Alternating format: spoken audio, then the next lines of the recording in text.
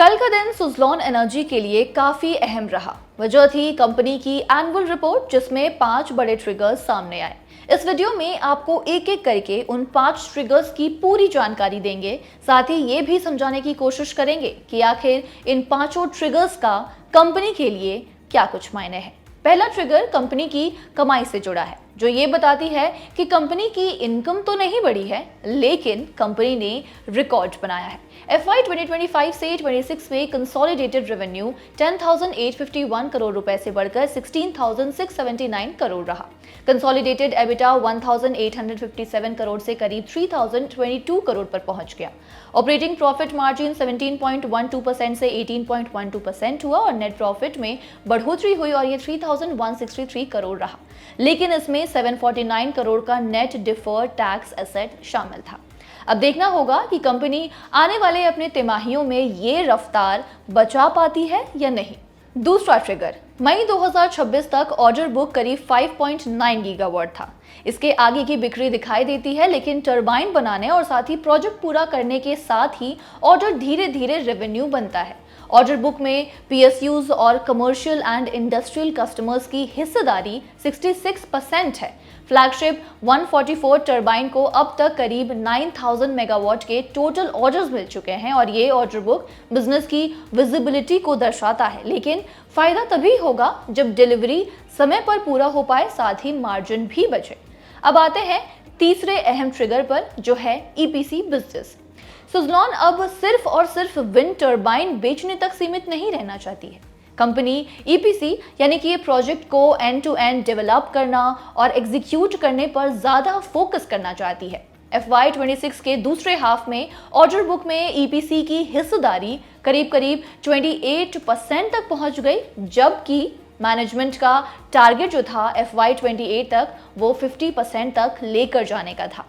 चौथा ट्रिगर की हम बात करते हैं, जो है मजबूत फाइनेंशियल पोजीशंस। कभी कर्ज सुज़लॉन की सबसे बड़ी चिंता का विषय हुआ करता था। मार्च 2026 में कंपनी के पास 2384 करोड़ नेट कैश था। ग्रॉस डेट 283 करोड़ से घटकर 264 करोड़ रहा।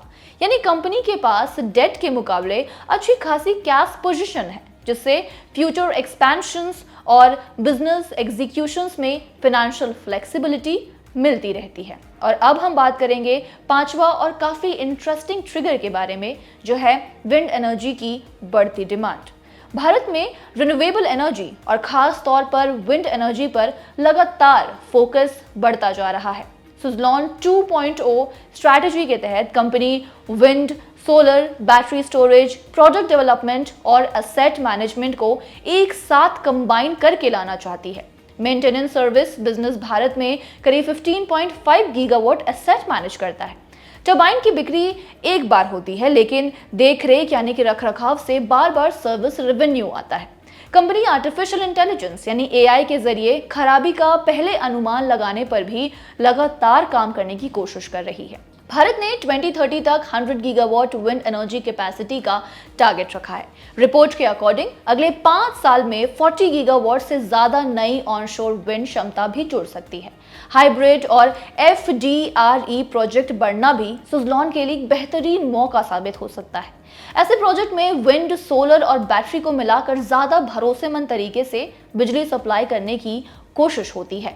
जमीन, मंजूरी, ग्रिड कनेक्टिविटी, क्रेन और सप्लाई चेन की समस्या प्रोजेक्ट को रोक सकती है, लेकिन स्टील और कॉपर महंगे होने से मार्जिन भी दब सकता है। डिस्कॉम की कमजोर हालात और नीतियों में बदलाव भी एक अहम ट्रिगर है, साथ ही जोखिम भी है। ट्रेड रिवर्सिबल बढ़ने से ऑपरेटिंग कैश फ्लो की बढ़त सीमित रह सकती है। इंटरेस्ट कवरेज रेशियो भी 15.12 से घटकर 12.11 हुआ। इन पर नजर रखना बेहद जरूरी है। तो कुल मिलाकर सुज़लॉन के सामने मजबूत ऑर्डर बुक है, रिकॉर्ड एग्जीक्यूशंस है, बढ़ता EPC बिजनेस है, हेल्दी कैश पोजीशंस हैं और विंड एनर्जी की बढ़ती अपॉर्चुनिटीज भी है। ये तमाम फैक्टर्स जो हैं ये कंपनी के लिए ग्रोथ ट्रिगर्स हैं। लेकिन ध्यान रखिए, किसी भी स्टॉक में ग्रोथ ट्रिगर्स होने का मतलब ये बिल्कुल भी जरूरी नहीं है कि शेयर प्राइस आगे बढ़ेगा। वैल्यूएशंस, मार्केट कंडीशंस और कंपनी एग्जीक्यूशंस भी उतने ही इंपॉर्टेंट ट्रिगर्स हैं जो आगे की रफ्तार को तय कर सकते हैं। तो सुज़लॉन एनर्जी का ये ग्रोथ स्टोरी आगे कितना दम दिखाता है, इस पर भी हमारी पैनी नज़र बनी रहेगी। फिलहाल खबर में इतना ही, लेकिन आप हमें कमेंट्स में ये लिखकर ज़रूर बताइए कि ये स्टोरी आपको कैसी लगी और सुज़लॉन एनर्जी के कितने शेयर आखिर आपके पोर्टफोलियो में शामिल है। आपका जो भी जवाब हो हमें कमेंट्स में लिखकर ज़रूर बताइएगा। बाकी बिजनेस फाइनेंस की तमाम ऐसी खबरों से रूबरू होने के लिए देखते रहिए जागरण बिजनेस।